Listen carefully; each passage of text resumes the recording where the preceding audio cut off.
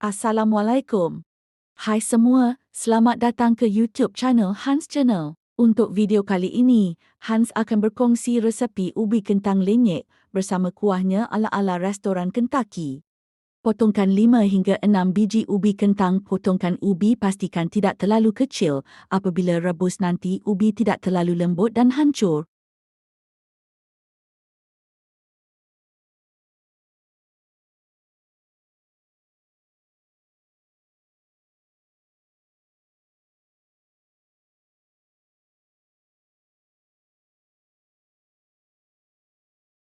Panaskan air di dalam periuk, masukkan secubit garam. Tunggu sekejap sehingga agak panas, baru masukkan ubi kentang yang telah dipotong tadi.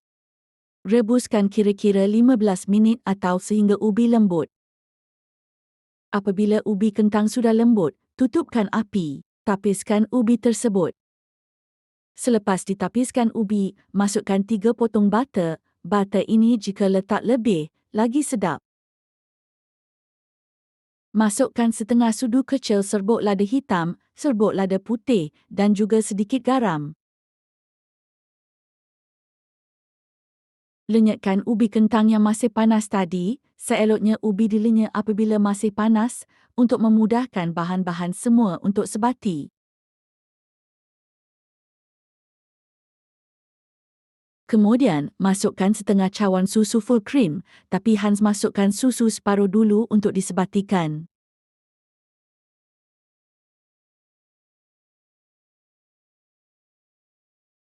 Kemudian, baru masukkan lagi baki susu tersebut. Hans masukkan sedikit demi sedikit susu, supaya tidak letakkan terlalu banyak susu, sehingga ubi kentang menjadi terlalu lembek.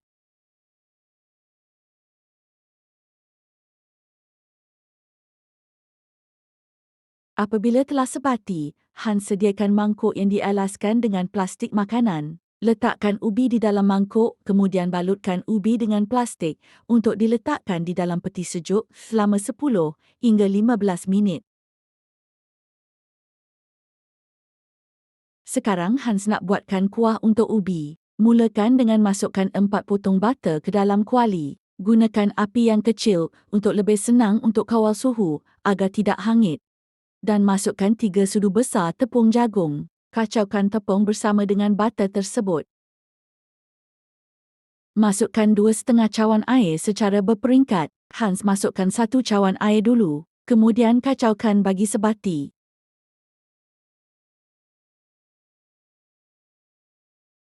Apabila kuah dah semakin pekat, Hans masukkan lagi 1 cawan air dan kacaukan sehingga sebati.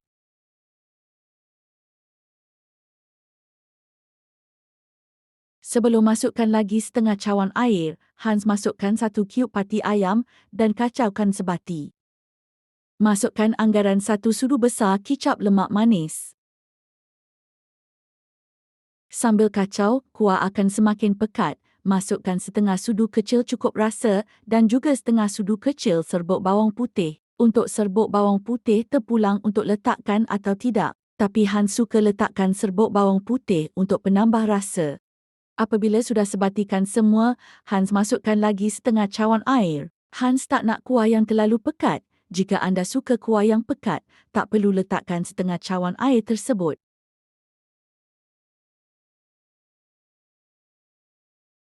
Keluarkan ubi yang telah diletakkan di dalam peti sejuk selama 15 minit dan letakkan di atas pinggan. Letakkan ubi dengan kuah yang masih panas. Sedikit tips untuk kuah, apabila kuah sudah sejuk, kuah akan menjadi agak pekat. Panaskan kuah dengan api yang kecil dan letakkan sedikit air sambil kacaukan semula.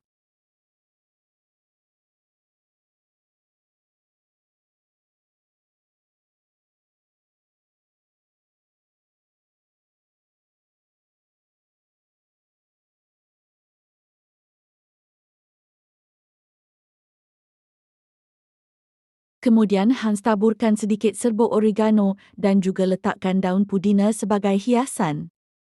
Akhirnya siap, terima kasih kerana menonton dan selamat mencuba. Memang sedap sangat resep ini, rasanya lebih kurang sama macam ubi lenyek dari restoran Kentucky. Anda pasti suka. Sekian, Assalamualaikum. Thank you for watching. Don't forget to subscribe, like and share.